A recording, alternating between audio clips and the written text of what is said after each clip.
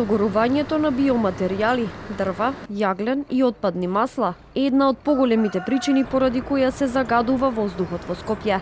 За да се намали аерозагадувањето, професорот Трајче Стафилов вели дека потребно е да се преземат конкретни мерки и чекори. Според него, најдобар начин е да се почне со субвенционирање на парното грејење за граѓаните. Најголема емисија на штетни супстанции имаме од грејењето, значи согорување на биоматеријали, дрва, потоа јаглен, кокс, како и за жал и отпадни масла, многу често има и такви податоци за тоа. Тоа треба да се намали и да се сведе на минимум. Треба да го субвенционираме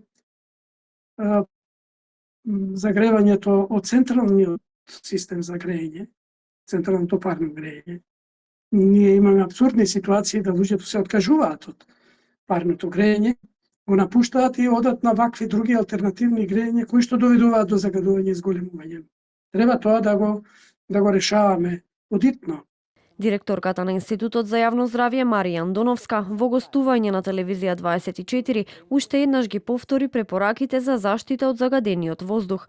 Потенцираше дека обврската за мониторинг на квалитетот на воздухот и воведувањето на мерките за заштита се кај Министерството за животна средина. И ја пак даваат само препораки. Ние како институт можеме да дадеме само препораки. Обврската за мониторинг на квалитет на воздух пред повеќе години е земена и припадната на Министерството за животна средина. Значи, тој ги има базните станици, тој е оној кој што носи мерки, значи конкретни мерки во однос на загаденоста на воздухот. Како институт кој што треба да се грижи за јавното здравје, сепак мораме да кажеме кој е нашето мислење, кои се препораките, колку и тоа да изгледаат општо, сепак статистиките потврдиле дека и користењето и на најопштите мерки многу повеќе ги намалува ризиците. Во меѓувреме, денес кон Министерството за животна средина и просторно планирање ги прекинаа мерките и препораките против загадувањето, бидејќи како што велат, концентрацијата на штетните честички е под прагот на алармирање.